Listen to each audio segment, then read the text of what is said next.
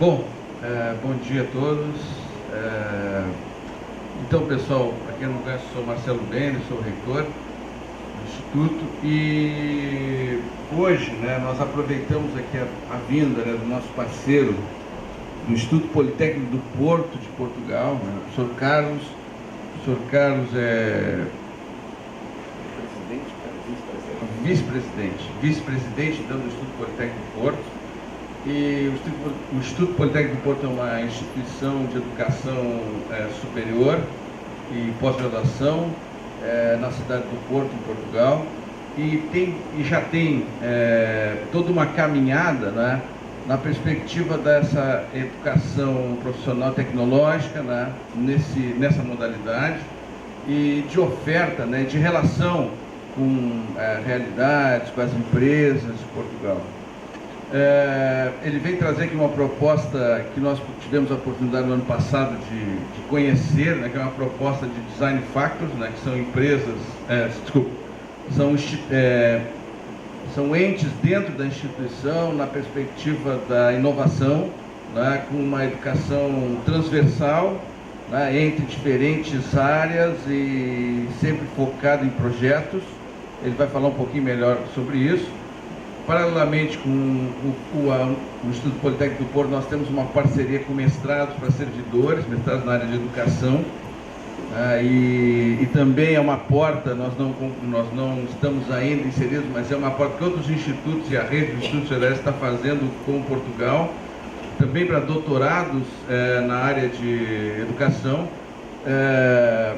para servidores, com outros países também da Europa. Também temos uma parceria com o Instituto Politécnico do Porto, numa perspectiva de financiamento europeu para projetos, principalmente voltados nessa área de Design Factors e de projetos interdisciplinares e transversais de educação. E também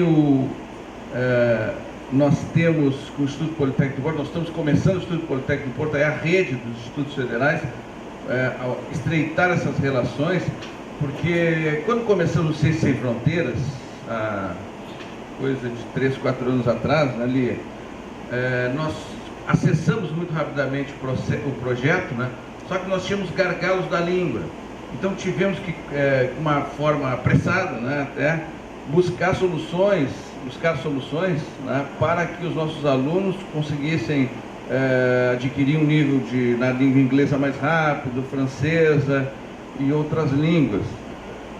O que nós vimos? Nós vimos que nós perdemos de acessar muito esse programa por causa da língua. Ou seja, nós iríamos demorar 1, 2, 3 anos para formar nossos alunos para que acessassem esse programa, porque a língua tinha uma exigência da língua. Com Portugal, nós estamos então começando com a CETEC, que é a Secretaria da Educação Tecnológica, e também com a rede dos Institutos Federais, agora como eu sou presidente do Conselho dos Reitores, nós estamos começando uma caminhada onde nós não teremos essa barreira da língua, ou seja, Portugal tem a mesma nossa língua, então isso já nos ajuda, não é que nós vamos deixar de acessar ou aprender outra língua, mas isso nos ajuda porque nos insere na comunidade europeia, mas nos insere no local onde fala português, nós temos muito mais acesso depois até para aprimorar a língua para os nossos alunos. Então isso nos permite que nós possamos ter mais mobilidade, isso é uma coisa importante, mais mobilidade, mais pessoas estejam acessando a comunidade europeia através de Portugal, e que essa barreira da língua seja uma barreira que não impeça o programa. O professor Carlos é doutor, participou do grupo de doutorado também do IPP, também foi professor da Universidade do Porto, professor é da área de engenharia elétrica, mas tem agora, ultimamente, na gestão, mas também tem trabalhos na área de informática e inteligência artificial, professor? Então vou passar ao professor e agradecer a vinda aqui, esse momento importante conosco. Obrigado, Marcelo. Em primeiro lugar, bom dia a todos. O reitor Marcelo Bender já fez uma introdução a alguns pontos do meu trajeto. Eu gostaria só de acrescentar que eu nasci neste país, eu nasci em São Paulo, Fui para Portugal muito novo, com 14 anos, em 78, mas a minha nacionalidade é brasileira. Às vezes as pessoas perguntam lá em Portugal se eu me sinto mais brasileiro ou mais português. Eu digo, prefaço a pergunta: se houver um joguinho de futebol entre o Brasil e Portugal, por quem torce para o Brasil, é claro. Mas eu fui lá com 14 anos, portanto, desde que em 2010 eu fui para a nossa reitoria, a presidência do Politécnico do Porto, em que a nossa presidente me convidou. Ela convidou-me essencialmente para a área da pesquisa e desenvolvimento, que é a minha trajetória foi sempre nessa. Eu fui coordenador de um grupo de pesquisa bastante grande. Entretanto, na distribuição de tarefas entre os pró-reitores que tínhamos lá, a área da internacionalização tinha ficado um pouco solta e, portanto, ela entendeu, até um pouco pela minha experiência com a pesquisa, que tem sempre uma vertente de internacionalização, portanto, ela convidou-me para ficar também com a área da internacionalização. O que eu disse a Rosário, a nossa presidente, foi que aquele mundo do Erasmus, em via estudante, não era o que eu mais fazia. Eu estava muito mais focado na questão da pesquisa. E eu disse a Rosário, se você quer que eu fique com a internacionalização, é uma coisa básica que eu digo desde já, vou dar prioridade ao Brasil, ponto final. Não é? Portanto, toda a gente sabe lá no Gabinete de Relações Internacionais que o Brasil tem prioridade. E, portanto, é nesse sentido que é um grande gosto estar aqui no Instituto Federal Sul-Rio-Grandense, com o qual nós mantemos um relacionamento que não é antigo. Eu penso que a primeira vez que nos encontramos estará a fazer, ainda não fez dois anos, quando o Marcelo fez aquela visita lá, a primeira visita a Portugal.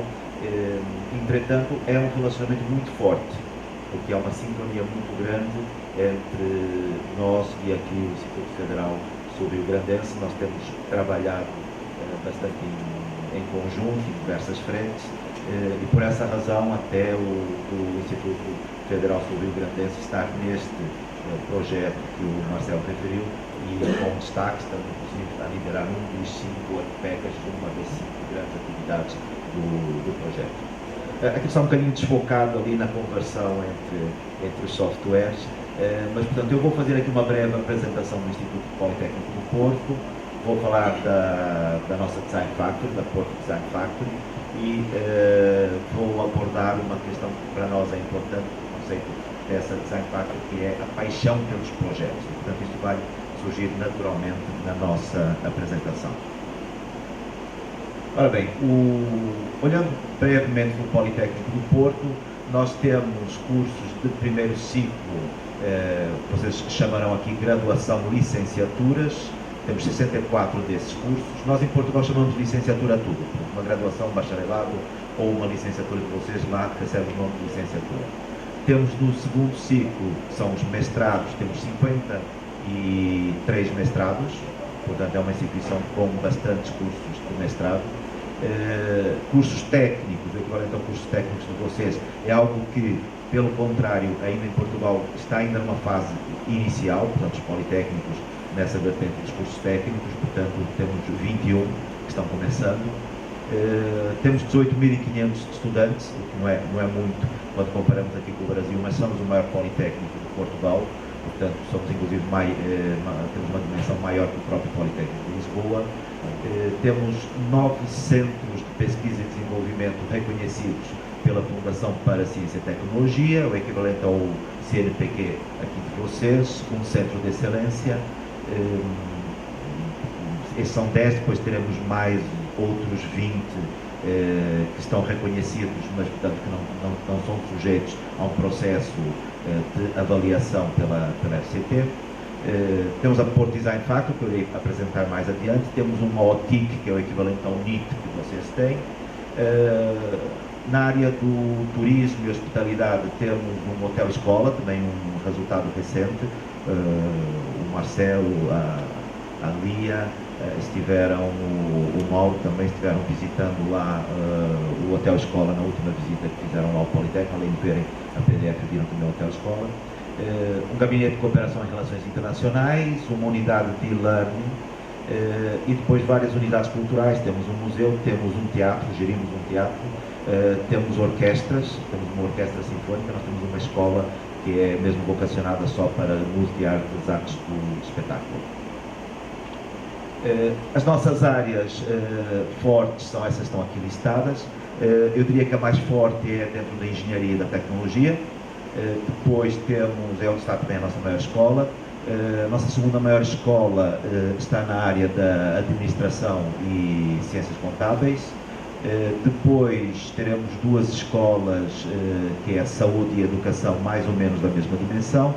Enquanto a engenharia tem 6.500 alunos, a administração e contábeis 4.000, a saúde e a educação terão um pouco mais do que 2.000 alunos. Depois temos também uma escola de artes, que é uma escola, essa é uma escola pequena, muito sui generis, portanto uma escola com cerca de 800 alunos.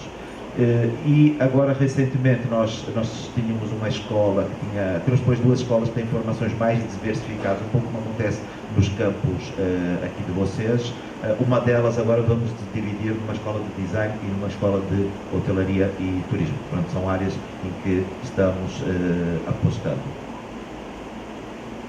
Geograficamente é isso que vocês estão vendo aqui. Portanto, teremos aqui o Rio Douro, aqui à volta do Porto e nas redondezas, 5 escolas, não é? Engenharia, educação, música, administração e contabilidade e saúde. Essa escola daqui vai mudar para perto da escola de engenharia. Depois temos as tais duas escolas mais distantes. A minha presidente, a primeira vez que fizemos uma visita oficial cá ao Brasil em 2012, dizia que essas duas escolas eram as duas escolas mais deslocalizadas, uma a 30 km, outra a 60 km, mas tem autoestrada, chega-se lá em 45 minutos. E do outro lado, um reitor que nos estava recebendo disse, e eu tenho um a 1000.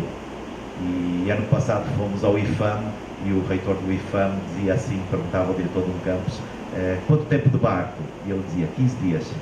Para vir, outros 15 dias para voltar, não é? Portanto, o conceito de deslocalizados apareceu no Politécnico, portanto não temos escolas deslocalizadas no conceito aqui do Brasil. Se nós quisermos comparar um bocado,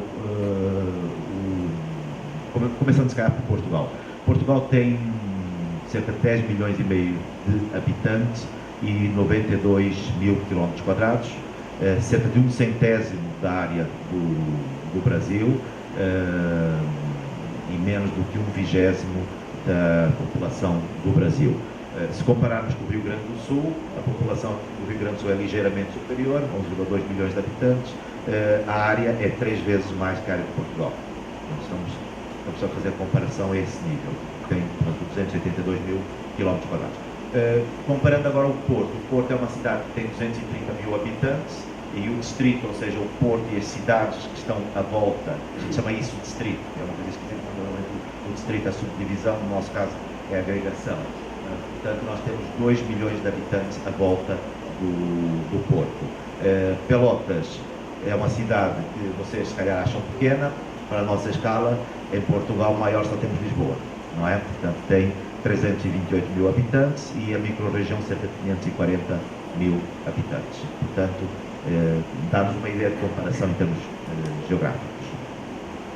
Então aqui algumas imagens do Porto. O Porto é uma cidade muito bonita. Eu agora estou aqui tipo agente de viagens, a tentar vender viagens para vocês irem ao Porto, pondo imagens bonitas. Mas o Porto foi considerado em 2014 o melhor destino europeu. Portanto, recebeu essa distinção. Portanto, isto é o Rio Douro, aqui temos a cidade do Porto, ali temos a Torre dos Clérigos, uma obra do arquiteto Nazoni. Temos aqui novamente o Rio Douro, aqui com os barquinhos típicos que antigamente eram usados para transportar os barris de vinho do Porto, agora estão aqui mais em termos turísticos. Esta ponte, aqui a ponte Dom Luís, e depois uma outra ponte em ferro a seguir, que é, portanto, a ponte que era antigamente usada para o trem. Essa do trem foi mesmo feita pelo Eiffel, porque ele viveu 2 anos lá em Portugal, perto do Porto, e esta que está aqui foi feita pelo gabinete dele. Aliás, faz lembrar qualquer coisa da Torre Eiffel. Ali a Sé, a Catedral da Sé, em Porto, também bastante bonita, com um interior muito rico. Não sei se sabem quem é este que está aqui em cima do cavalo. Alguém sabe quem é este? Está na praça principal do Porto. É Dom Pedro IV de Portugal, que é a mesma pessoa que Dom Pedro I do Brasil. Portanto, Dom Pedro I do Brasil foi para Portugal, foi lá lutar contra o irmão era absolutista, ele, Dom Pedro, era liberal, saiu vencedor, portanto tornou-se rei de Dom Pedro IV, porque já tínhamos tido o 1, o 2 e o 3, portanto não podia ser Dom Pedro I lá, tinha que ser Dom Pedro IV. A cidade do Porto foi uma cidade que aderiu muito à causa do Dom Pedro, ajudou muito o Dom Pedro nas batalhas que ele teve. E, portanto, o Dom Pedro, há uma imagem muito positiva, se calhar vocês não julgam por ele ter dado independência ao Brasil, vocês podem pensar que lá em Portugal não gostaram, historicamente, não terão gostado muito que ele fizesse isso, mas pelo contrário, ele tem uma visão, tem uma imagem muito positiva, sobretudo na cidade do Porto, e por isso a cidade do Porto pôs uma estátua em bronze aqui mesmo no centro da cidade. Portanto, temos aqui o centro da cidade e a estátua do Dom Pedro. Uma nota, não sei se vocês sabem, mas o coração do Dom Pedro está conservado na cidade do Porto, na Igreja da Lapa. Portanto, o corpo dele veio em 1972, quando foi o Sesc Centenário, 150 anos da independência do Brasil, mas o coração dele ficou lá porque ele, em testamento, devido à cidade do Porto ter aderido muito à causa dele, ele deixou escrito que gostaria que o coração dele ficasse na cidade do Porto. Portanto, é uma nota interessante. Isto que está aqui é a escadaria de uma livraria Lelo, considerada uma das 10 mais bonitas do mundo. Uma nota que lhe faz lembrar um bocadinho a escadaria de Hogwarts, aqueles que veem o Harry Potter. Será coincidência? Não será coincidência?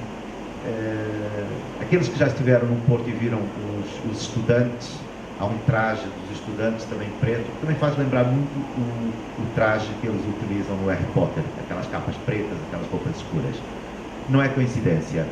Jacques Rowling viveu no Porto antes de ser famosa, foi professora do British Council e casou-se com um português, teve um filho, depois separaram-se, depois ela voltou para o Reino Unido e depois é que começou a escrever os livros e ficou famosa. E nos livros há várias passagens que fazem lembrar coisas do Porto. Uma delas é exatamente aquela escadaria, outras são os trajes que eles utilizaram.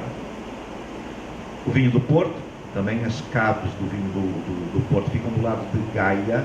Há bocado, quando eu mostrava o rio, a fotografia era tirada do lado de Gaia para o Porto, e a estação de São Bento com os azulejos. Os azulejos, normalmente com pinturas, são encontrados frequentemente na cidade do Porto, e esta está considerada também como uma das 10 estações de trem mais bonitas do mundo.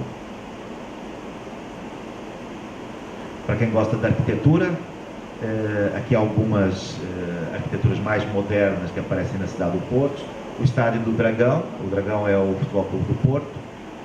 A Casa da Música, um edifício também muito bonito. O novo Porto de Cruzeiros e o aeroporto da cidade do Porto. Todos eles obras extremamente bonitas em termos arquitetônicos. Bom, vamos então falar um bocadinho da internacionalização. Eu gosto desta imagem que a gente vê que o Brasil é muito grande, não é? O Brasil aparece aqui com um grande destaque quando a gente olha ver logo a bandeira do Brasil. Nós temos mais de 1000 estudantes internacionais por ano.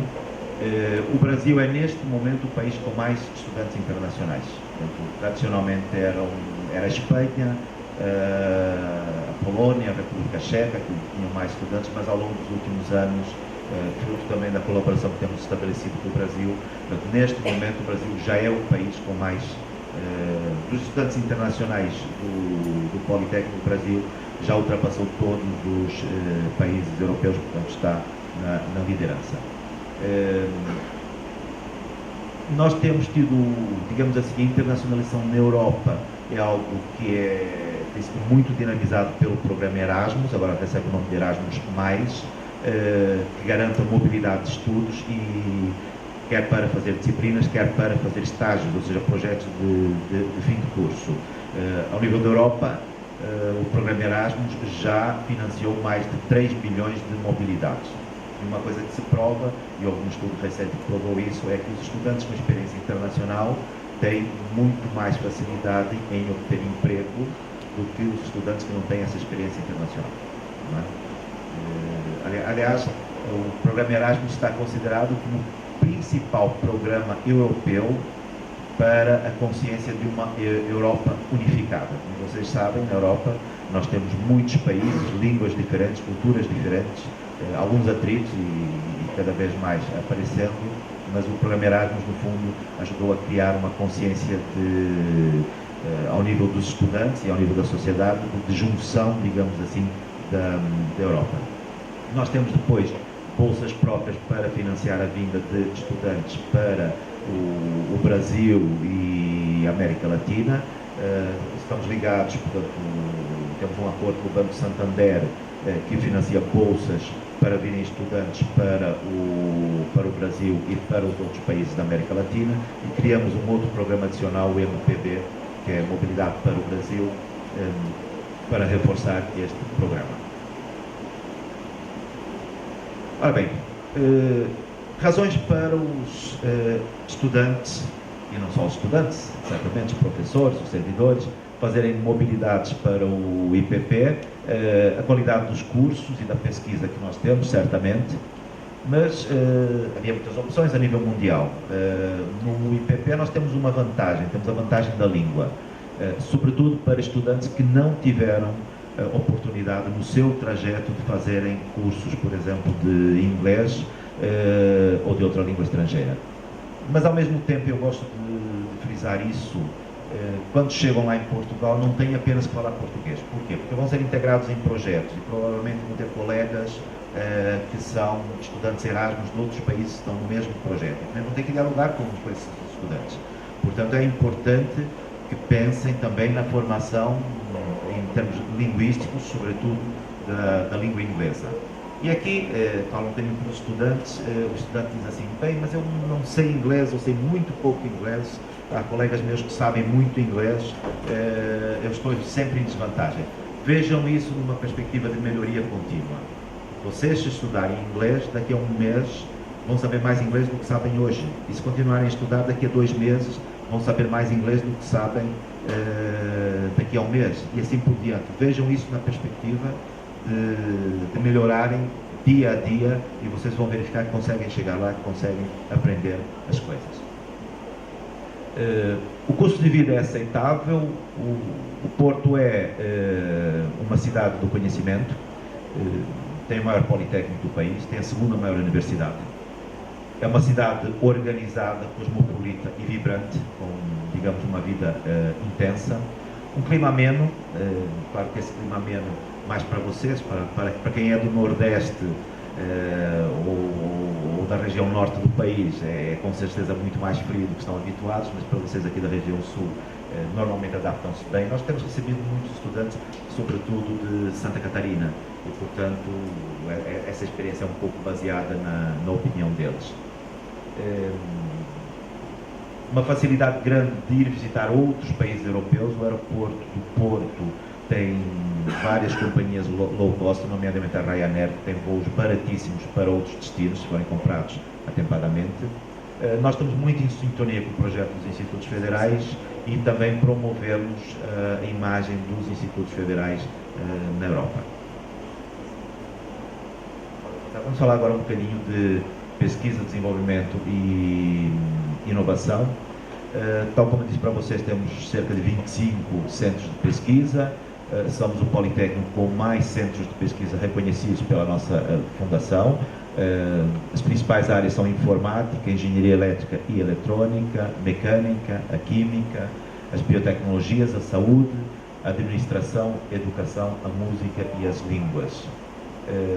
É o Politécnico melhor classificado nos rankings internacionais, por exemplo, no ranking da CIMAGO, Ibero-Americana e Mundial, destacando-se nos indicadores qualitativos, ou seja, em média, as nossas publicações são mais citadas do que a grande maioria das instituições de ensino superior de Portugal. Estamos mesmo em segundo lugar no número de citações por artigo. Temos projetos de pesquisa nacionais e internacionais, forte ligação também a empresas. Vou agora tentar falar aqui de dois projetos que temos que envolvem o Instituto Federal de Santa Catarina.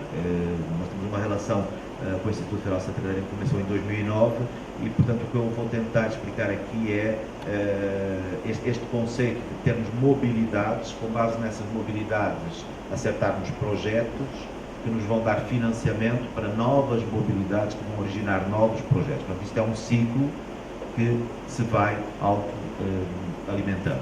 E é exatamente isso que nós estamos trabalhando aqui com o Instituto Federal Sul Rio Grandense. Portanto, com base nas mobilidades que tem feito lá e que agora estou fazendo aqui, que, por exemplo, os servidores de vocês que foram lá fazer o mestrado na área da administração de organizações educativas, os nossos professores que virão aqui ao Brasil também. Portanto, dessa mobilidade surgirem propostas de projetos para tornar este sistema todo autofinanciável, não é? Portanto, de modo a que possamos progredir.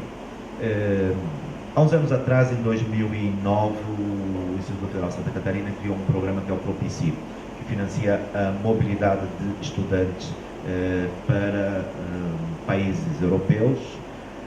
Eles já nos terão enviado até agora cerca de 60 estudantes, estão chegando agora em março 8 ou 9 e, portanto, isso fez com que houvesse um contacto bastante grande, não só entre os estudantes e os professores, mas também o contato professor-professor dos dois lados.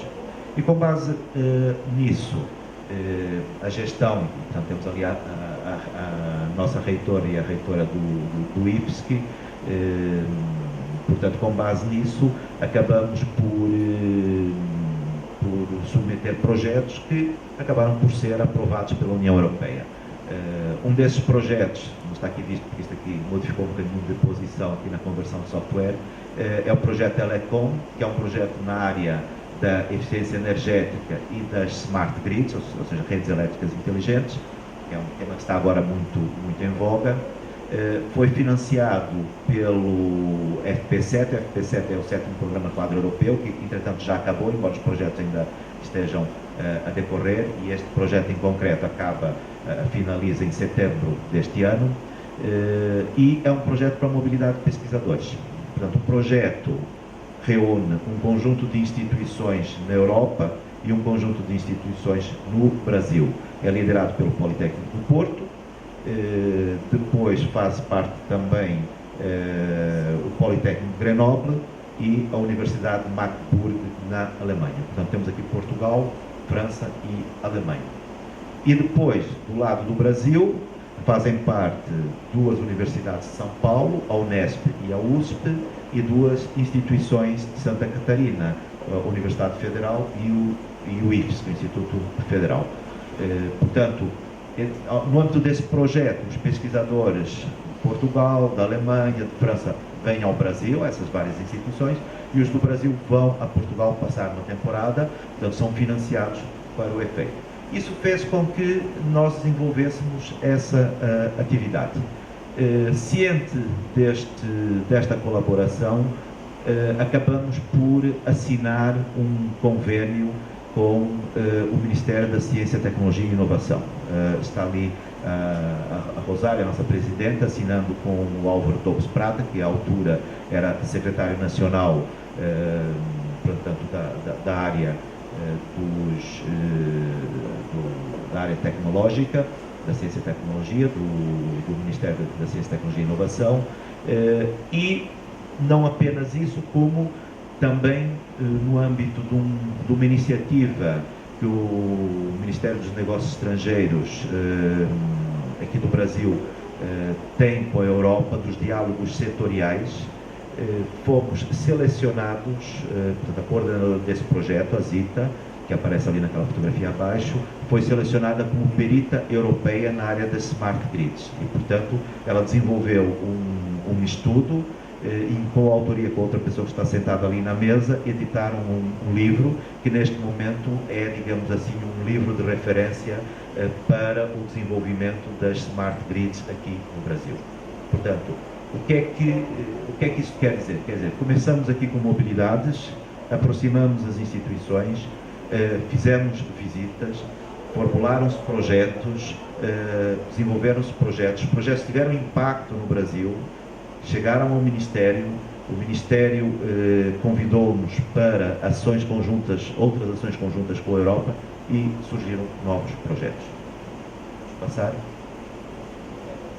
Nessa sequência, e já numa área um bocado diferente, que é a área dos laboratórios remotos, tivemos um projeto recentemente aprovado, Capacity Building, que também lideramos.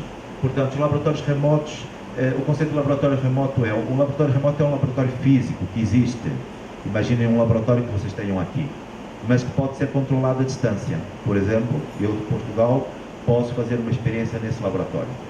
Não é? O conceito é diferente do conceito do laboratório virtual. O laboratório virtual normalmente está replicado em software e podemos simular experiências. Portanto, um laboratório remoto podemos fazê-las à distância.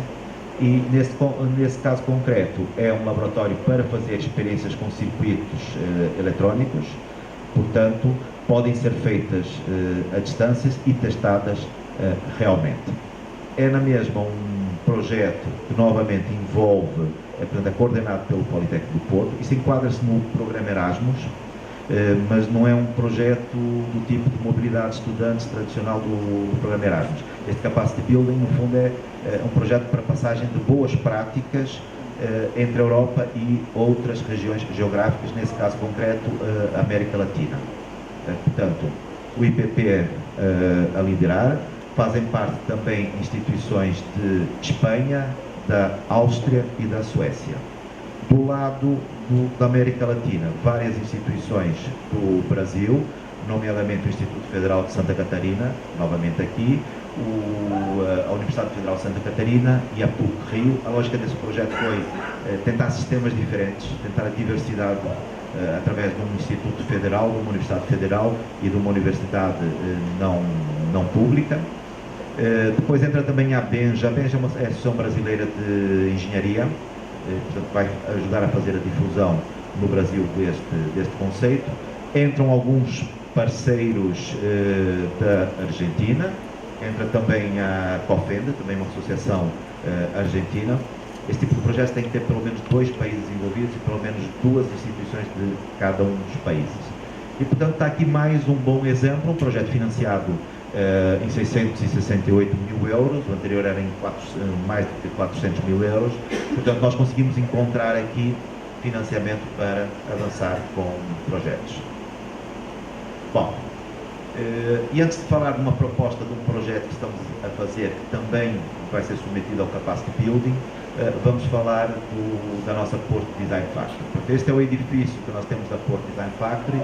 Ele já existia, nós tínhamos aqui uma fundação, essa fundação foi descontinuada e, portanto, o edifício ficou livre, tem cerca de 1000 metros quadrados e resolvemos instalar aqui, adaptá-lo e instalar aqui a nossa Porto Design Factory. O que é uma Design Factory? Design Factory é uma rede que existe a nível mundial. Esta foi criada originalmente na Finlândia, pela Universidade de Aalto, em Helsínquia, e que teve imenso sucesso e começaram a aparecer toda uma série de instituições que foram criando as suas Design Factories e foram se agregando a essa rede de Design Factories. Portanto, a Design Factory existe hoje em dia na Europa, em Helsínquia, no Porto, existe também na Holanda, em Leeuwarden, existe em Riga, existe em Geneve, no próprio CERN. O CERN é aquele famoso acelerador de partículas, não é? Mas faz muita pesquisa no CERN, mesmo fora dessas áreas da física.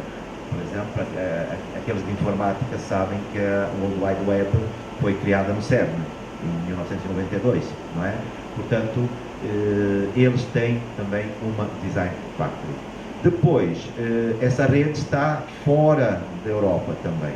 E, portanto, ela existe neste momento na China, em Xangai, na Austrália, em Melbourne, nos Estados Unidos, em Nova York e na Filadélfia, e aqui na América do Sul existe na DUOC, que é uma instituição do Chile, em Santiago do Chile. Portanto, é uma rede que está distribuída, tem neste momento 11 polos, 11 nós nessa rede. E qual é o princípio dos projetos que se desenvolvem nessa Design Factory? É a cocriação, o co-desenvolvimento e a aceleração de ideias inovadoras. Mas sempre assente no projeto educativo, ou seja, sempre envolvendo os estudantes. Não é algo que exista envolvendo apenas pesquisadores, envolvendo apenas professores. Não, é feito envolvendo e para os estudantes. Portanto, os estudantes sentem a Design Factory num território que é seu. Mas a Design Factory parte sempre dos princípios de projetos multidisciplinares. A interdisciplinaridade é fundamental.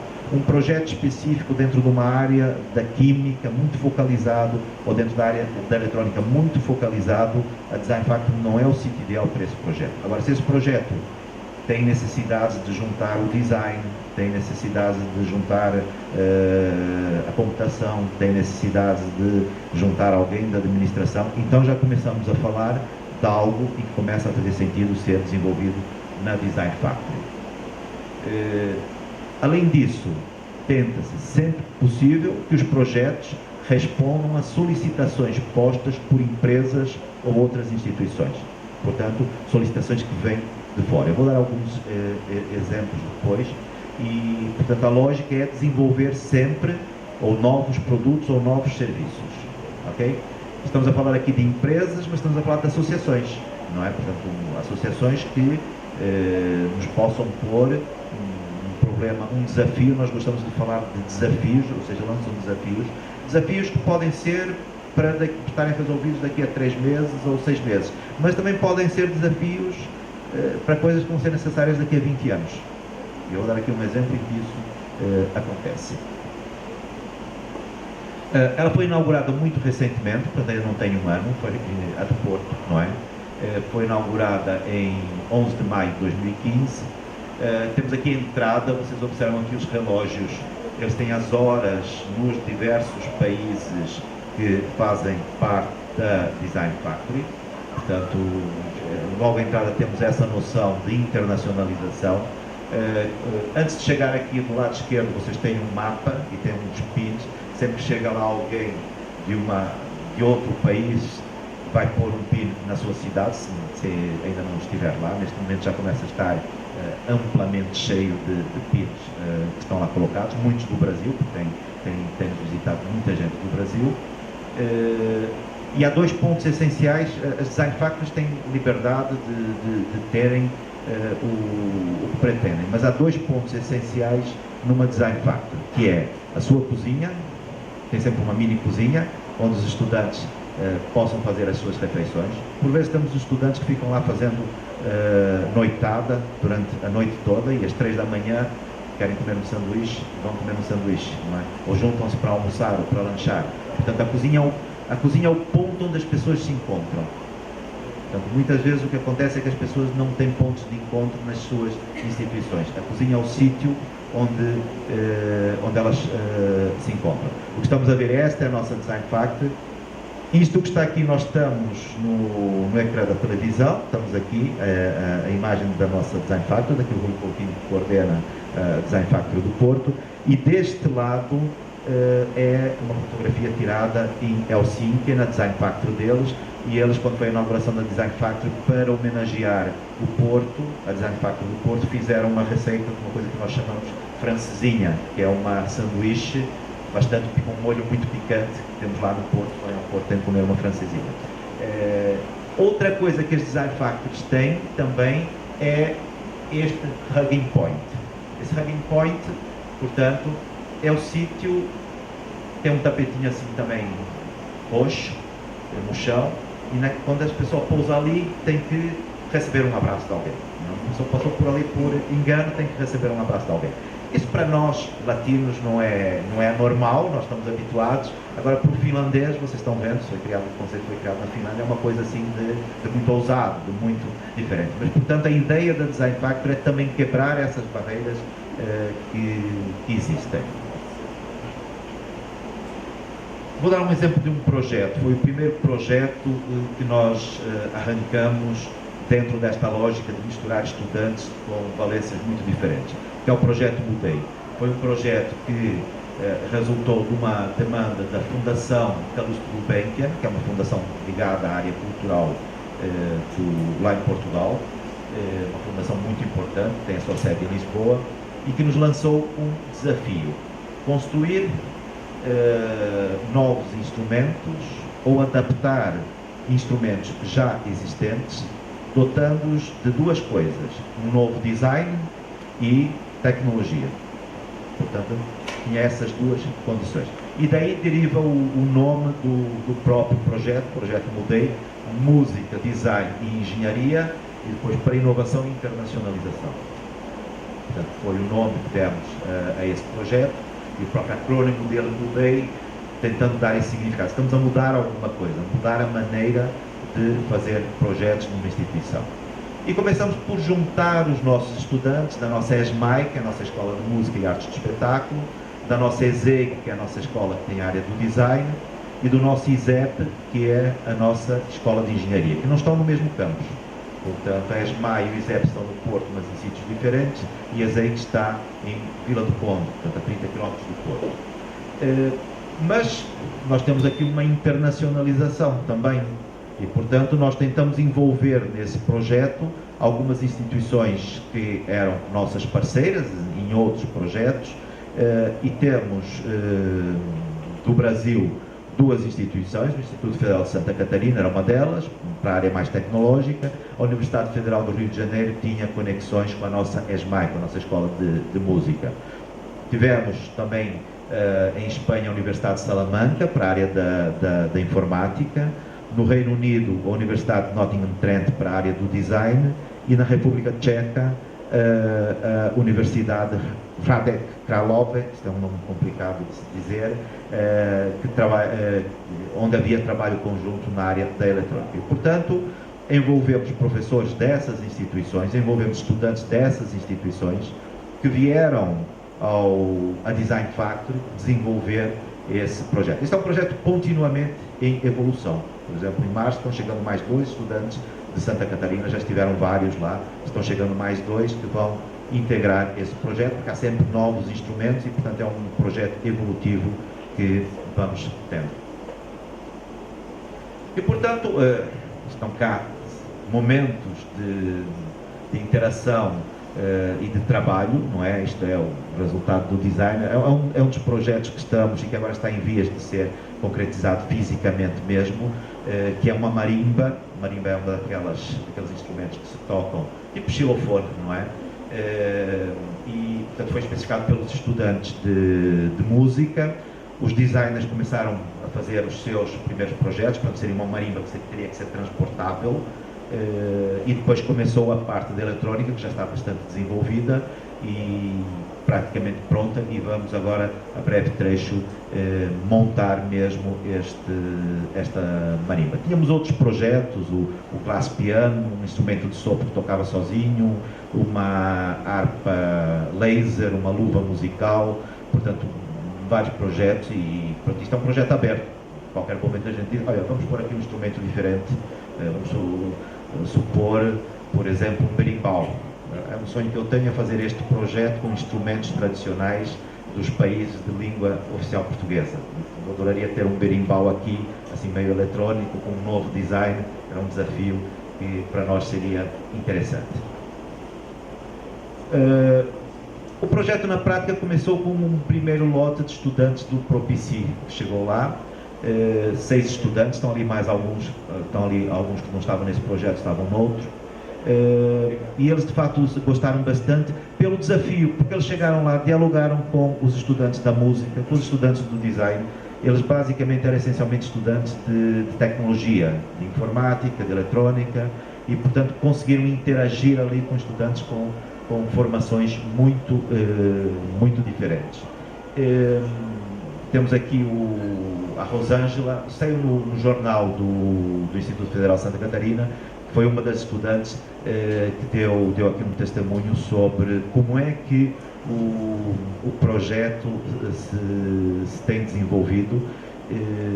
Portanto, eles gostaram imenso da Design Factory, do projeto, algo bastante diferente do que estavam habituados. Importante dizer, treinaram as suas competências, treinar as competências tecnológicas dos seus cursos? Sim, claro que treinaram, porque dialogaram também com estudantes nossos, das mesmas áreas, mas dialogaram com estudantes de outras áreas.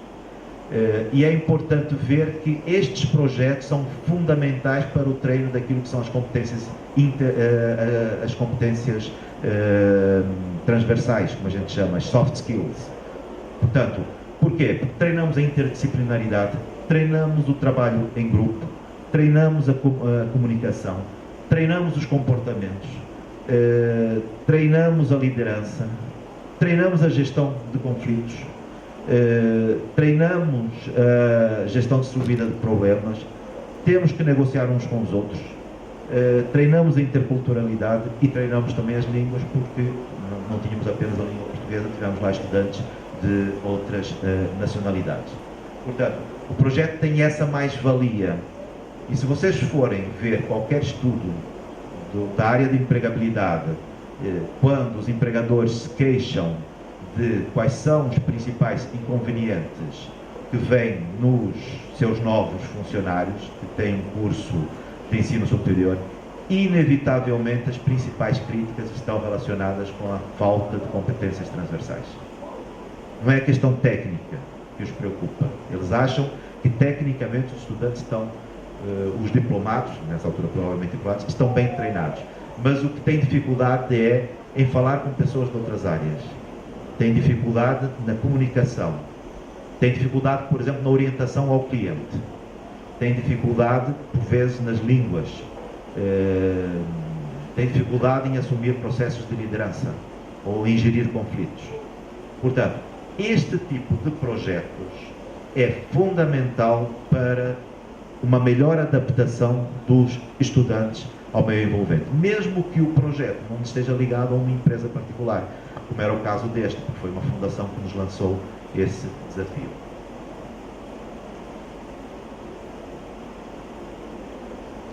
Na PDF também fazemos decorrer várias formações, muito diferentes daquelas que fazemos decorrer nas nossas escolas.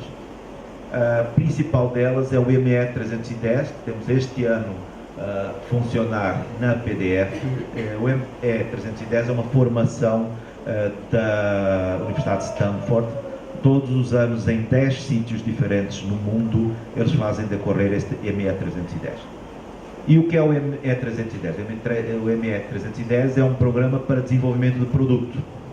Portanto, visa o desenvolvimento de produtos, com características muito próprias. Primeiro, tipicamente 5 projetos postos por empresas que vão financiar, vão dar um seed money, ou seja, vão pôr um dinheiro para o financiamento de arranque desses projetos, que são geridos portanto, são os grupos de estudantes que gerem esse financiamento para concluir o projeto.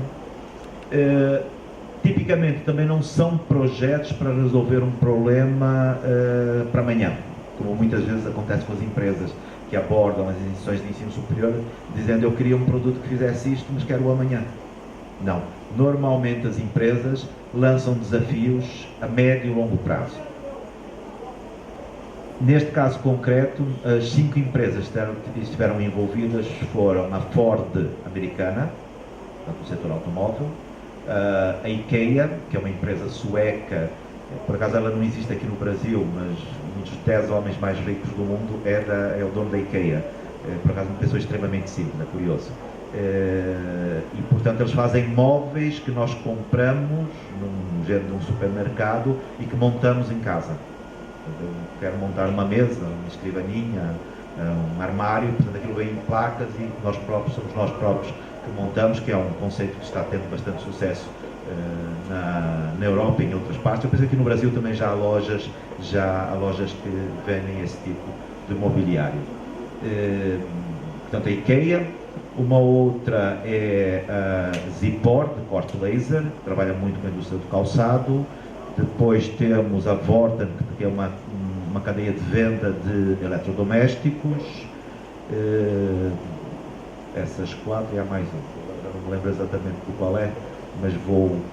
outra é a Berg, que é uma empresa americana que se instalou também em Portugal e que vende veículos tipo bicicletas, mas assim com um formato um bocadinho fora do normal. Eu vou dar-vos, por exemplo, um exemplo para percebermos a lógica deste programa. A Ford pensa que daqui a 20 anos, portanto em 2035, por volta disso, já não será de todo viável termos carros dentro da cidade. Serão tantos carros que se torna impossível termos carros dentro da cidade. Portanto, o conceito de cidade terá um conjunto de estacionamentos à sua volta, do centro da cidade, portanto haverá um conjunto de estacionamentos à volta, as pessoas deixarão lá o carro, mas ainda terão que fazer cerca de 1 milha, portanto o último quilómetro, 2 quilómetros, 3 quilómetros, até chegar, por exemplo, aos seus empregos. E, portanto, eles lançaram um desafio. Como é que vamos resolver este, que eles chamam o last mile problem, o problema dessa última milha? Que tipo de mobilidade teremos para a pessoa para ir essa última milha? E a primeira coisa que os estudantes fazem, os grupos de estudantes que são pluridisciplinares, é ler muita coisa, pensar, raciocinar e tentar soluções alternativas. Eu vou de patins, vou um género de um transporte rápido, tenho um veículo muito pequeno, o que é que eu vou fazer? Não é? Portanto, eles começam a ver alternativas possíveis para esse problema. E eles estão a analisar essas alternativas possíveis. Ou seja, é quase como um problema de pesquisa quando nós analisamos em largura. Tentamos muitos caminhos possíveis. Eu começo a pensar se eu vou por aqui, se eu vou por ali, se eu vou por lá. Passado esses 3 meses, eles vão ter que se juntar e tomar uma decisão. É esta a melhor solução. E vão pegar e vão desenvolver essa solução. Não quer dizer que cheguem ao produto. Neste caso, terei sérias dúvidas que consigam chegar ao produto. Não é? Portanto, chegarão provavelmente a um protótipo. Não é? Que depois a Ford poderá dizer, ok, isto é muito interessante, este protótipo, vamos continuar o desenvolvimento desse protótipo.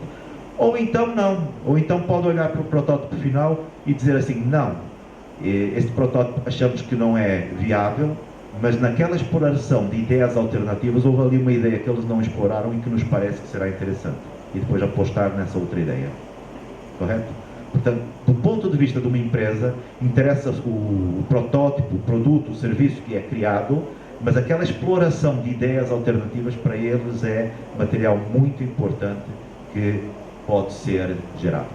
Isto segue um princípio que neste momento na Europa é um movimento que vai ganhando força, Open Innovation. Os alunos fazem apresentações públicas disto. Portanto, ao conceito de Open Innovation, ou seja, inovação aberta. Não é aquele tipo de inovação que temos uma coisa, escondemos ali, porque vamos ter uma patente e vamos querer ganhar muito dinheiro com as patentes. Se calhar 99,9% das patentes não dão em nada. Correto? Portanto, é um movimento novo que surge em termos da Europa. Os programas da Europa que incentivam a inovação e o empreendedorismo estão a apostar muito nesta questão da inovação aberta. Porque há uma apresentação, os alunos terão em breve uma apresentação que irão fazer destes projetos e destas alternativas e das escolhas que fizeram. Outro exemplo é o CERN. O CERN tem toneladas de patentes das áreas deles, áreas muito, grande parte delas relacionadas com a física e com outros domínios. A maior parte delas em armários, ninguém usa. Então o CERN o que é que se lembrou? Vai abrir o seu depósito de patentes e vai chamar estudantes para verem se conseguem pegar nessas patentes e verem uma utilização civil, uma utilização prática que elas possam ter. Acontece muito, por exemplo, aconteceu muito com os Estados Unidos, que o que incentivou durante muitos anos a pesquisa nos Estados Unidos, e por isso é que os Estados Unidos são um país altamente desenvolvido, foi a questão da Guerra Fria. E, portanto, eles fizeram, a pesquisa era dirigida claramente para a questão militar. Eu comecei a minha atividade de pesquisa há muitos anos atrás, trabalhando na visão por computador, e, portanto, na área de reconhecimento de objetos. E depois, entretanto, fui mudando. Eu sou uma pessoa que fui mudando de área muito frequentemente, ia orientando pessoas, ia passando as áreas para as pessoas, ia pegando notas, sempre no domínio da inteligência artificial e dos sistemas de apoio à decisão. Mas comecei por essa área. E quando eu li artigos publicados, muitos artigos eram identificação de objetos por imagens aéreas. Não é? Portanto, muitos artigos tinham a ver com isso. Porquê? Pelo interesse militar que isso tinha. Quando a Guerra Fria acabou, os grupos de pesquisa estavam viciados em fazer pesquisa para aplicações militares e tiveram que se converter para fazer pesquisa para aplicações civis. Ou seja, vamos tentar agora pôr esses resultados da pesquisa que existem em prol da sociedade. E, portanto, o CERN é um nível diferente, porque o CERN não trabalha, não tem a ver com a questão militar, mas que eu encontro aqui algum paralelismo, não é? Porque eles querem ver se o que eles têm em termos de pesquisa, portanto, vão abrir completamente as patentes deles, para quem quiser usar, para ver se há coisas interessantes que podem ser derivadas dali. Vejam, por exemplo, a World Wide Web deu certo, mas podia ter ficado esquecida no armário de alguém, e passados 5 anos alguém pegar aquela pesquisa e dizer, mas afinal com isso conseguimos fazer muito mais do que se conseguiu na altura, não é? Bom, e chegamos então aqui ao projeto que eu tinha falado e que o reitor Marcelo Bender tinha referido, que é o La Passion. Eu tinha vos prometido que eu ia falar de paixão para vocês, não é? No início da apresentação. Então, quando criamos um projeto, resolvemos chamar La Passion. La Passion por quê? Porque o responsável, o professor Ekman, que foi quem criou a Design Factory, e muito na sequência do movimento que existe na Europa, ao invés de usar a aprendizagem normal do professor transmissor, aluno-receptor, centrada em áreas científicas, na Europa, um movimento para aquilo que nós chamamos do PBL, é o Problem Based Learning, aprendizagem baseada na resolução de problemas, ou Project Based Learning, que é a aprendizagem orientada, a aprendizagem através da execução de projetos. O professor Ekman diz que para ele PBL é Passion Based Learning, ou seja, aprendizagem baseada na paixão que o estudante sente pelo seu projeto. E aquilo que verificamos no Porto, em Helsínquia, em Geneve no CERN, Santiago na DUOC e nos outros polos todos, é que os estudantes realmente apaixonam-se pelo seu projeto. E, portanto, esse é o grande desafio que existe. E é o desafio que vamos tentar resolver ou utilizar com este La Passion. Portanto, jogamos um bocadinho com as letras, Latinoamérica, porque era aqui para a América, práticas e soft skills, para uma rede orientada para a inovação. O projeto do lado europeu é do programa Erasmus+, é um capacity building, como aquele visir dos laboratórios remotos que tínhamos referido. Ainda está na fase de submissão, portanto não sabemos se será aprovado ou não. Temos grandes expectativas, embora o concurso seja muito concorrencial. É liderado pelo Politécnico do Porto.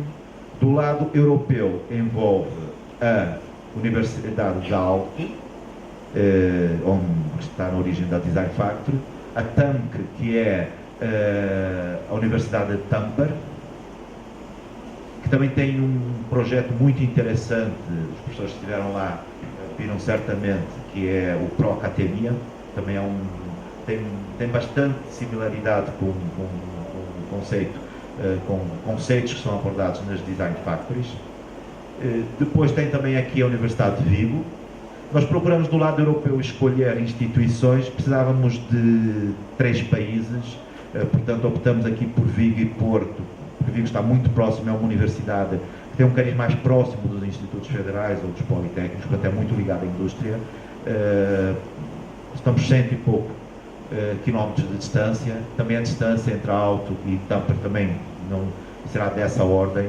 Portanto, significa que, por exemplo, quando o aluno ou o professor faz uma mobilidade ao Porto, pode ir facilmente a Vigo ou quando vai a Tampere, pode vir facilmente a Alto. Não é? Portanto, essa questão da proximidade. Que é aqui do lado de vocês, a proximidade com Montevidéu, não serão 100 km, serão mais, não é? Mas para todos os efeitos há aqui uma proximidade, inclusive há um campus partilhado que vocês têm, que é uma coisa extremamente curiosa e que nós no projeto referimos porque entendemos que era muito interessante. Estes projetos têm de ter pelo menos 2 países da América Latina. Nós combinamos no Ministério da Educação ano passado que iríamos, ao invés de usar a abordagem do Visir, que é uma universidade pública, uma privada e um Instituto Federal Público, ao invés de usarmos essa abordagem, vamos usar uma abordagem de diversidade regional. Escolhemos abordar só os institutos federais e um Instituto Federal por cada região do Brasil. Sul do país, o IFSUL, Sudeste, o Triângulo Mineiro, Centro-Oeste, Goiás, Nordeste, Maranhão e Norte, Amazonas. Ainda que está assim um bocadinho, com a mudança mudou aí um bocadinho as posições talvez, mas não anda muito longe. Depois, em paralelo, tentamos 2 países, precisávamos só de mais um, não é? Tentamos 2 países que entraram, que foi o Uruguai, através da UTEC, com que vocês têm uma relação muito boa, e a UDELAR. E aí o IFSUL foi muito importante para essas parcerias que se estabeleceram na candidatura. Tínhamos a DUOC, faltando o D, tínhamos a DUOC aqui, que já conhecíamos da nossa rede, porque faz parte da Design Factory. A DUOC foi criada através da Universidade Católica, mas neste momento são instituições diferentes e, portanto, nós incluímos também a Universidade Católica do Chile, portanto, ambas em Santiago. Portanto, este é o projeto. Não está aqui, parece meio cortado, não estas coisas, mas o orçamento total solicitado é quase 1 milhão de euros, fica a 30 euros de ser 1 milhão de euros. Para a Europa são cerca de 360 mil euros. Para o Brasil, para esses 5 institutos federais, são cerca de 355 mil euros. E para o conjunto Uruguai mais Chile, 283 mil euros, que estamos a pedir. Portanto, no caso concreto do Instituto Federal Sul Rio Grandense, são 76 mil euros, que vão ser utilizados essencialmente para mobilidades. Portanto, a parte forte do orçamento é mobilidades de estudantes e de professores. Está dividido em 5 work packages. Temos que ter uma diversidade de líderes nesse work package, portanto o IPP teria que inevitavelmente ficar com a gestão do projeto, portanto toda a parte tem a ver com a gestão. Depois temos 4 outros work packages, um deles para a preparação dos tais projetos multidisciplinares, vai ficar Vigo com essa responsabilidade. Depois o desenvolvimento dos projetos multidisciplinares vai ficar Tampere com essa responsabilidade, e é aqui neste work package que vão decorrer as mobilidades dos estudantes para fazer grupos e trabalhar em conjunto. Vou falar um bocadinho mais acerca disso já a seguir. Depois há uma área do plano da qualidade, de controle da qualidade, vai ficar a DUOC no Chile, e há uma parte extremamente importante que é a comunicação, a disseminação e a exploração dos resultados. Não é? Ou seja, estamos a fazer um projeto com impacto, mas não basta que nós, instituições, reconheçamos esse impacto. O que é importante é que o impacto seja enorme. Estamos a falar aqui de 6 países envolvidos, portanto, a possibilidade de começar, por um lado, a passar da instituição para os respectivos países. Por exemplo, aqui no Brasil seria muito interessante que este projeto pudesse ser expandido para a rede de institutos federais. É isso que está combinado com a CETEC, tentar ver, testar este projeto aqui e depois tentar disseminar para o resto da rede. Claro, quando falamos em comunicação, falamos de notícias na televisão, na rádio, nos jornais, na imprensa digital, portanto estamos falando de tudo isso. As reuniões que temos, portanto, se o projeto for aprovado, arranca em meados de outubro. Observem, e se não for aprovado, perguntam vocês, o que é que acontece? Vamos submetê-lo e vamos ter um deslize de 1 ano aqui. Como disse, isto é altamente concorrencial.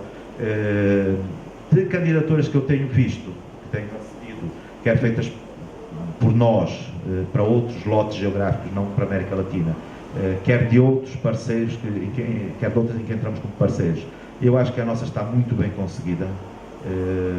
Tenho grandes expectativas nesta candidatura, mas é evidente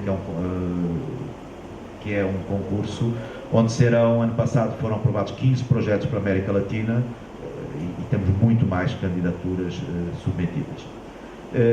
Mas pronto, começaremos, caso seja aprovado, em Goiânia, temos reuniões de gestão de projeto, não é? Temos reuniões de preparação e treino. Aqui essencialmente são para treino do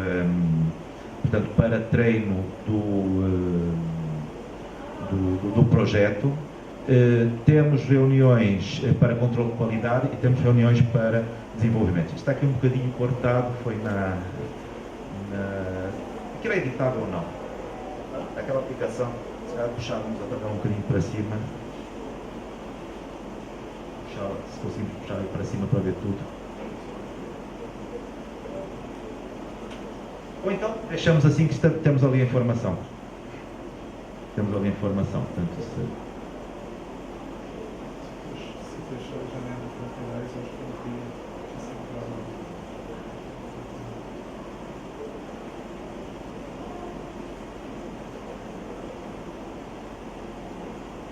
ok. Assim dá para vermos, se não fica cortado. Portanto, ao nível de gestão de projeto, vamos começar com uma reunião em Goiânia, lá para novembro. Depois, vamos ter no primeiro semestre uma reunião em Vigo. Portanto, isso são reuniões preparatórias, onde estarão gestores do projeto. Portanto, o que é financiado é uma deslocação por parceiro. É evidente que se um parceiro quiser ter mais do que uma pessoa, poderá financiar essa deslocação e participar também, não é? Portanto, isso vai para Vigo, depois para Manaus, depois para Montevideo, depois para Santiago. Normalmente são reuniões feitas nos momentos em que há projetos dentro daquela região geográfica. Vamos ter sessões de preparação, portanto, para treinar supervisores de projeto. Também é financiada a deslocação de um supervisor de projeto por cada instituição, e vão decorrer aqui no início, no Porto e depois em São Luís, no Maranhão, e depois há uma aqui no final em Tampere, porque depois vamos ter uns projetos feitos à distância.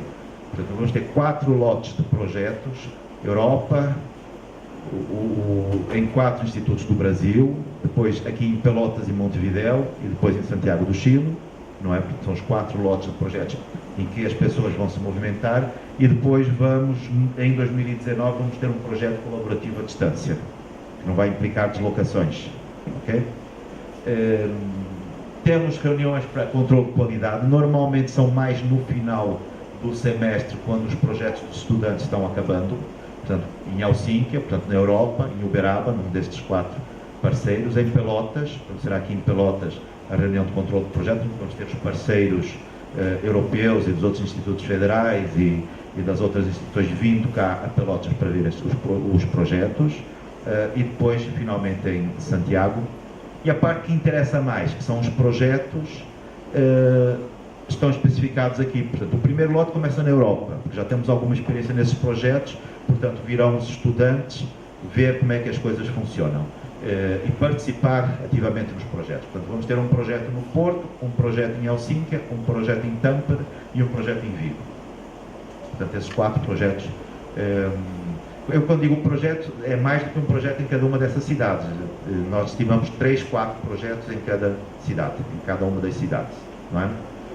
Depois, entramos aqui em Uberaba, Goiânia, São Luís e Manaus, no segundo semestre de 2017, Pelotas e Montevideo, depois vem aqui para o sul, e finalmente Santiago, nas 2 instituições de Santiago.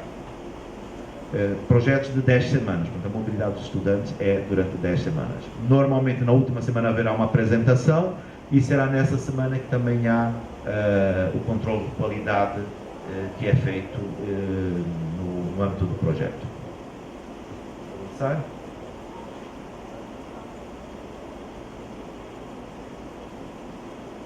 Aqui está tudo. Portanto, como é que as coisas vão começar? Vão começar no Porto, em Tampere, Vigo e Helsinki. Vamos supor, eu só estou aqui, o que está ali não quer dizer que seja exatamente aquilo que vai ocorrer, é só a título ilustrativo. Vamos supor que temos 3 projetos que irão decorrer em cada uma dessas cidades.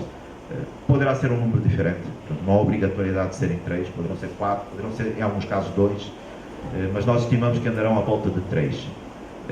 8 alunos, também esse número, poderemos ter projetos com 6 alunos, poderemos ter projetos com 10 alunos, portanto dependerá muito também dos projetos, e serão selecionados nesse primeiro semestre de projetos, coincide com o primeiro semestre de 2017, serão selecionados do Instituto Federal Sul-Rio-Grandense 4 estudantes. Então ali os nomes deles também são a título ilustrativo, nem sei se são daqueles cursos, eu pus de alguns cursos, portanto, é só para vocês entenderem o conceito. Portanto, vai o Wagner da Engenharia Elétrica, se houver aí algum que se chama Wagner levanta a mão, não há.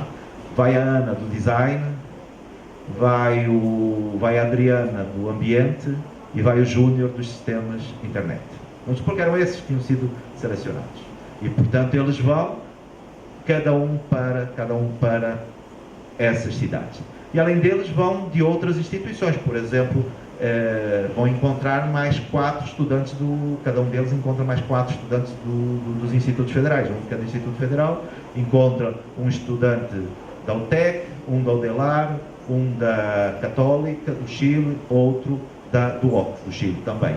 E encontra também estudantes europeus que também vão fazer a mobilidade para lá. Já agora, é esquisito isso, é um projeto europeu, mas a mobilidade entre países europeus não é financiada. Não é financiada porque vamos usar os mecanismos normais das mobilidades Erasmus para suportar isso.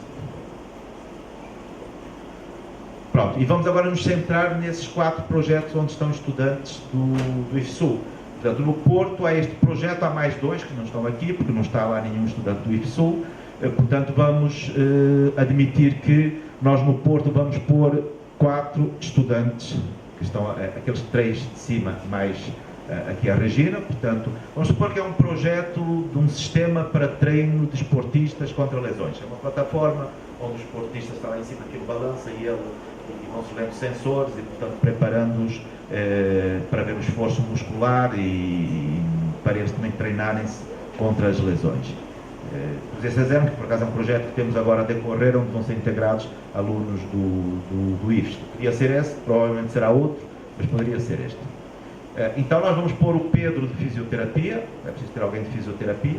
Vamos pôr a Maria do Design, porque ali é uma plataforma que vai ter que ser redesenhada. Nós temos para já uma coisa feita em madeira, assim, que não é nada bonita. Portanto, o pessoal do Design vai fazer com certeza uma coisa muito mais interessante. Ao Roberto da Mecânica, porque aquilo envolverá partes mecânicas. A Regina da Administração poderá pensar em coisas, ou será que aquilo, o custeio daquilo é adequado ou não, para depois, pode fazer uma coisa que fique tão cara que depois ninguém consiga ter aquilo, não é? O Wagner entrará com a componente de engenharia elétrica, haverá uma automação com certeza. A Hanna da Alto com design. O Lucas do Triângulo Mineiro, por exemplo, da área de esporte, não é? Teremos o Juan da UTEC na área da mecânica. Portanto, aqui valências estão repetidas, convém existirem, e há valências onde só está um estudante. Eles em conjunto vão tentar resolver aquele problema. Já, vamos supor que no tanque, eles tinham gostado muito daquela ideia do MUDEI e pensam assim, nós gostávamos de ter um MUDEI aqui, então vamos lançar um novo instrumento musical. Então, por exemplo, o IFSU está enviando alguém do design, que trabalhará no design desse instrumento. Nós no IPP vamos enviar alguém da música, correto?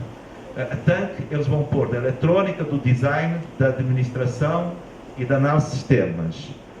O Goiás vai enviar alguém da computação. O Delar vai enviar alguém da eletrônica. E fazemos este grupo, correto? Em Vigo, eles querem fazer um projeto na área de controle alimentar. Vamos ter pessoas aqui, eles vão pôr pessoas da química, da educação, do design e do ambiente. O IFSU manda alguém do ambiente, a TAMC manda alguém da administração, o IFAM manda alguém do da área agroalimentar e a PUC manda alguém da área da nutrição. Outro projeto, o Dialto, é um sistema de comunicação entre automóveis, alguma maneira de motoristas se comunicarem uns com os outros, uma maneira diferente das existentes atualmente. Um aluno de mecânica, um de design, um de direito, um de computação, depois o IFSU manda alguém da área dos sistemas de internet, Vigo manda alguém de engenharia civil, por causa das vias, não é? O Maranhão manda alguém de educação, a DOC manda alguém da área das telecomunicações.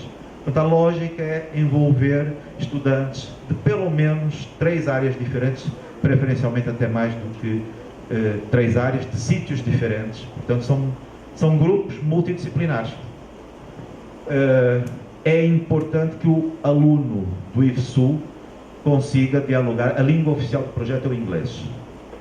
Estão cá os finlandeses. Se nós não tivéssemos os finlandeses, nós, os espanhóis, vocês, uruguaios, chilenos, a gente lá em Portugal costuma dizer que a gente se entende em portunhol, não é?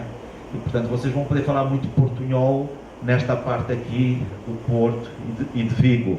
Portanto, o aluno que vai para aqui tem uma certa ajuda, porque terá ali um colega que poderá traduzir. Já aqui, apesar de termos outros brasileiros e termos aqui também espanhóis e termos aqui também uruguaios e chilenos, a verdade é que a maioria do grupo, com certeza, pelo menos 50% do grupo, são finlandeses. E a outra alternativa é aprender em finlandês. Sempre 2 alternativas nativas. Avançando. Bom, e como é que as coisas... Esta ficou um bocado pior. Mas como é que as coisas vão funcionar aqui quando no terceiro semestre, corresponderá ao primeiro semestre de 2018, vocês receberem os estudantes de fora? Bom, vamos supor que vocês também fazem grupos de 8, não é obrigatório, este 8 só está porque eu arranjei uma figura bonita com 8. Se tivesse com 10 eram 10 que estavam ali, mas pronto, eu arranjei uma figura bonita com 8. Portanto, vocês vão pegar 12 estudantes, estou a dizer 12, podem ser mais também, 12 estudantes e vão pôr 4 em cada grupo, com várias áreas. Aqui já não estive a especificar as áreas, porque acho que o conceito já está compreendido. E depois as outras instituições vão enviar um estudante para aqui cada uma. Portanto, vamos supor que neste projeto participam o IPP, o Instituto Federal do Amazonas, a UTEC do Uruguai e a PUC do Chile. Neste, a Universidade da Alto, a Universidade de Vigo, o Instituto Federal do Maranhão e a UDELAR do Uruguai. E neste, a TAMC da Finlândia, o Instituto Federal de Goiás, o Instituto Federal do Triângulo Mineiro e a DOC do Chile. E pronto, serão sobre os temas. Eu vi aqui alguns projetos interessantes na sexta-feira passada. Pode ser o projeto dos óculos ou o projeto daquele carro que estavam a desenvolver para a pessoa usar como cadeira de rodas, mas também para usar como um veículo, ou outros qualquer que queiram imaginar. Portanto, é questão de ver os projetos partem. Idealmente devem ser solicitações também feitas com envolvência de empresas ou outras associações externas. Isso é muito vincado dentro do projeto. Bom, para finalizar, eu disse que ia falar de paixão. O recado que fica é: apaixone-se pelo seu projeto. Uma paixão, e a gente sabe isso da vida do dia a dia, uma paixão exige trabalho, esforço, dedicação, mas também é cocriação, é inovação, é pensar fora da caixa. Ou seja, é tentar pensar em soluções que não seriam aquelas óbvias. Muitas das grandes inovações resultam porque alguém pensou numa coisa que não era óbvia para resolver um problema. E é a aprendizagem, sobretudo. É uma maneira de aprender diferente daquela que estamos habituados em contexto de aula, com o professor transmissor e os alunos todos sentados aí como vocês estão, assim, em filinhas. Portanto, é uma maneira diferente de aprender. Portanto, nós fazemos muita fé no La Passion. Nós chamamos as pessoas que estão a trabalhar na proposta do La Passion os La Passionates. E, portanto, bem-vindos, La Passionates. Obrigado.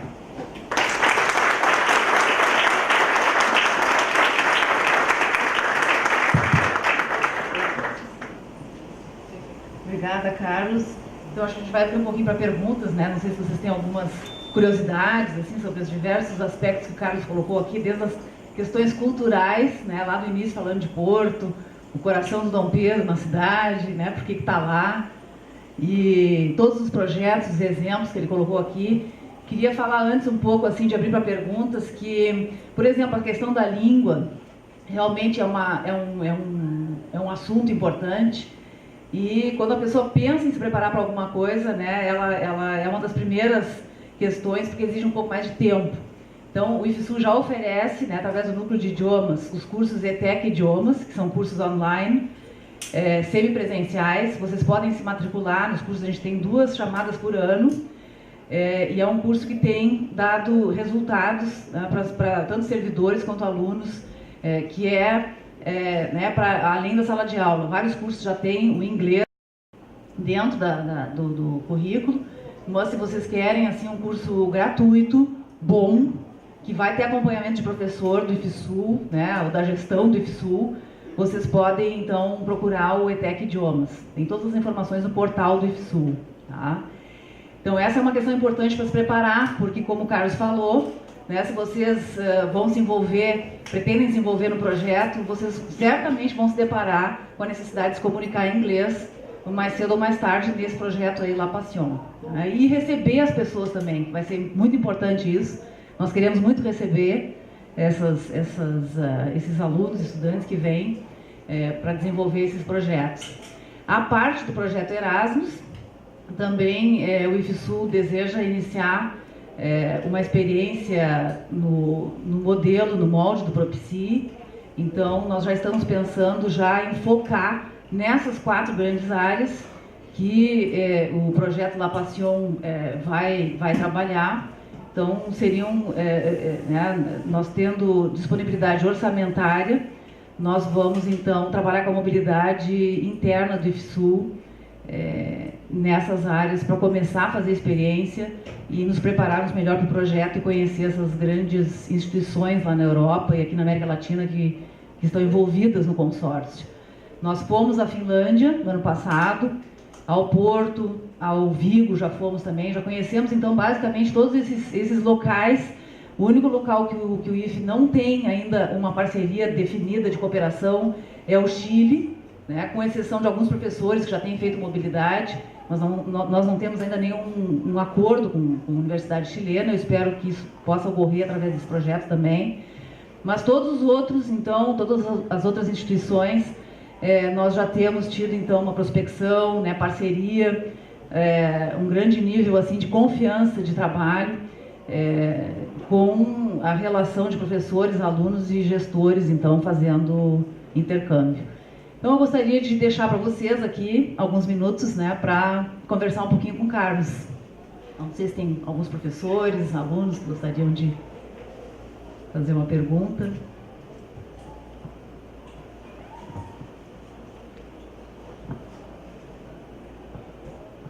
Tem alunos de quais cursos aqui? Vamos nos identificar um pouquinho, não sei se no início a gente conseguiu. Temos o TSI aqui, correto? TSI.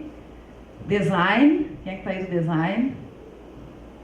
Eletrônica, pessoal lá. Mais algum curso que eu não citei? Engenharia. Então tem lá engenharia também. Tá bem, então são essas as áreas aí, Carlos, presentes. Professor Carlos, aquelas 4 grandes áreas que foram, naquela discussão aqui dos 4 times, né, de trabalho, né, elas foram, onde elas saíram? Já uma parceria com a indústria ou dentro das escolas? Aqueles 4 projetos? Sim. Não, aqueles 4 projetos estão a título ilustrativo, só título ilustrativo. Portanto, nós não temos. Nós, quando tivermos a primeira reunião em Goiânia, um dos objetivos da primeira reunião em Goiânia será os parceiros começarem por definir quais serão as áreas dos projetos, até para também que as instituições que vão enviar estudantes pensem quais são os estudantes mais adequados a enviar para cada um dos lados. Poderemos estar a enviar um estudante de uma determinada área e o projeto não tem nada a ver com aquela área. O que também não é dramático, não é? Por vezes as pessoas pensam, não é dramático, porque às vezes esse estudante, muitas vezes por ser de outra área, tem aquela capacidade de pensar um bocadinho fora da caixa que os outros não têm. não é? Está, portanto, é vantajoso, mas irá resultar. Portanto, não está para já, estamos ainda na fase de candidatura, não foi definido quais seriam os projetos em concreto, até porque, entretanto, daqui até lá podem surgir solicitações de empresas ou outras entidades. Quando eu digo outras entidades, pode ser, por exemplo, a Prefeitura, que lança um projeto. Não é? Vamos supor, um projeto relacionado com a recolha do lixo, ou a separação do lixo, por exemplo, ou com o transporte na cidade. Pode ser um projeto que seja lançado. Em fundo? Uma perguntinha, em relação aos projetos propostos, a gente tem uma certa dificuldade, por exemplo, em ter parceiros externos da instituição, por causa da forma que o governo brasileiro estipulou a instituição. Eu gostaria de saber, há alguma limitação, por exemplo, no projeto não ter uma parceria externa, e quanto ao número de alunos participantes por projeto para a comunidade? Eu tenho ali o senhor vai ser o 14 lá que nós, eu sou o que defendo muito o aluno ir, então eu gostaria de saber, por exemplo, se há uma limitação, né, no deslocamento, né, dos alunos, quantos alunos por projeto? Né? Não, o La Pasión tem um orçamento, não é? Foi pensado em termos de orçamento, é que cada instituição, sempre que decorre um projeto num sítio, seja Europa, seja aqui no Brasil, Uruguai ou Chile, cada instituição tem financiamento para enviar um aluno, não é? Esse financiamento é feito numa base de... a parte da viagem, nós na Europa temos que seguir uma coisa que a gente chama banda quilométrica, não é? Vocês por acaso não estão muito mal, porque qualquer destino europeu que vocês tenham um valor máximo, que é 1.100 euros, portanto, porque vocês estão a mais de 8.000 km. Por exemplo, o Instituto Federal de Goiás, o Instituto Federal do Triângulo Mineiro, não entra nessa faixa, entra na anterior, portanto, ao invés de terem 1.100, tem 840, não é? Mas isso é uma restrição que temos do Erasmus. E depois o apoio por dia dos estudantes também tem uma tabela que é seguida. Mas é suficiente, em qualquer um dos casos, é suficiente. São bolsas bem maiores do que aquelas que nós temos internamente na Europa para a mobilidade Erasmus, não é? Portanto, são suficientes. A instituição, se quiser, pode enviar mais, desde que a instituição que recebe do outro lado dê o ok, portanto, isso é positivo. O problema é se não, o mais problemático é se não envia, não é?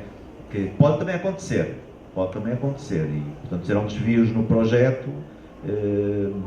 Nós não discutimos isso, mas poderá ser uma solução mandar 2 alunos para o mesmo país, por exemplo, mandar 2 para Portugal e não mandar nenhum para Vigo. Gostaríamos de evitar que isso acontecesse, não é? Mas por alguma restrição dos projetos que estão em jogo, isso pode acontecer e é justificável, não é? Mas, portanto, se houver financiamento da própria instituição, dizer, não, eu ao invés de bancar 1 para este destino, eu vou bancar 2. Portanto, a solicitação que vão ter inicialmente é mandar 4, se este projeto for aprovado, volto a referir, é mandar 4 já no primeiro semestre do próximo ano. Portanto, é dentro disso, se quiserem mandar mais, e se tiverem orçamento para isso, não há problema. Os alunos que tiverem em ano de formação, eles poderão participar do projeto? Faz uma boa pergunta, porque isso acontece muito com Santa Catarina, conosco. Na Europa, no Erasmus, durante muito tempo, nós nos centramos na mobilidade de estudos para fazer disciplinas. Quando comparamos aqui com o Brasil, muitas vezes o que acontece é que vocês não vão encontrar lá exatamente as mesmas disciplinas que têm aqui. Que soluções é que poderemos encontrar? Teremos que combinar aqui internamente como é que as coisas poderão decorrer se vocês tiverem essa mobilidade, porque as mobilidades vão ser de 10 semanas, portanto vão ser 2 meses. Provavelmente vão andar entre março e maio nos primeiros semestres, e depois devem andar para aí entre outubro, novembro, dezembro nos segundos semestres. Põe-se a questão, se o aluno estiver a fazer disciplinas, como é que as coisas se passam. O aluno poderá fazer algum estudo autónomo e depois haver mecanismos em que nós recebamos as provas para o aluno fazer. Nós fazemos muito isso em nível europeu. Portanto, o aluno encontrou a equivalência a 5 disciplinas, mas a 6ª disciplina não tem no destino para ele fazer, então ele estuda à distância e o professor envia para um professor da instituição que está recebendo o aluno e faz lá as provas nas mesmas condições. São 2 horas, é com consulta, é sem consulta, pronto, faz isso. Poderemos ter esse esquema. Mas vejam isso, isto pode ser enquadrável, eu acho que isto é mais enquadrável em projetos do tipo TCC. Ou seja, esta experiência dar-vos equivalência aqui ao TCC que vocês têm. Ou quem é de mestrado, tese de mestrado, quem é projeto integrado, projeto integrado. Portanto, acho que é uma coisa que teremos que pensar instituição a instituição. É por isso que as pessoas da internacionalização também terão que estar envolvidas neste projeto e os coordenadores de curso para tratar dessas questões. Para aquele aluno que tem só o TCC por fazer, deixou o TCC de um lado para o outro, é fácil, não é? Para o aluno que tem várias disciplinas, se calhar complica mais um bocado. Carlos, tem uma pergunta. A gente viu que vão ter vários alunos, também vão ter alguns professores envolvidos nas equipes.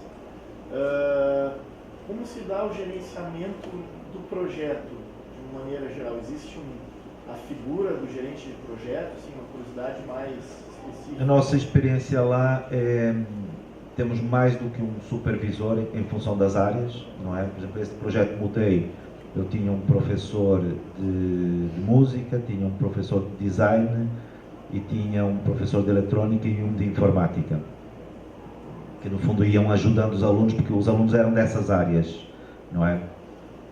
Teremos que ter algum deles que assuma a função, se calhar, de coordenador geral. Portanto, vamos ter que encontrar dentro da instituição. Observem que isso vai condicionar muito os projetos que possam existir. Poderá haver envolvimento também de professores de outras instituições, sobretudo se houver ali alguma área que a instituição não tenha. Imagina um projeto que vocês resolvem arrancar, há uma empresa que põe para vocês, mas falta alguma área que vocês não tenham aqui, mas outra instituição tenha. Então o ideal será que essa outra instituição mande um aluno para esse projeto, não é? E que o supervisor de lá se mantenha em contato com a equipe de supervisores daqui.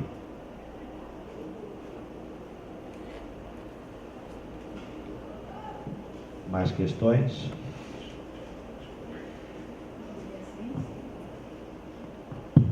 Obrigada, então, Carlos. Eu espero que vocês tenham se inspirado, né, a participar dessa grande proposta.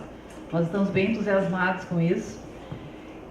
Pelo IFSU, nós vamos ter uma gestão do projeto, né, uma gestão macro junto com o Carlos, que é a DDI, né, representada pelo professor Mauro, a assessoria do reitor, que é a professora Ana Geller, que está ali, e a Pró-Reitoria de Pesquisa, o professor Marcos Betempes, né? Então, esses 3 setores vão estar coordenando o projeto, fazendo a gestão.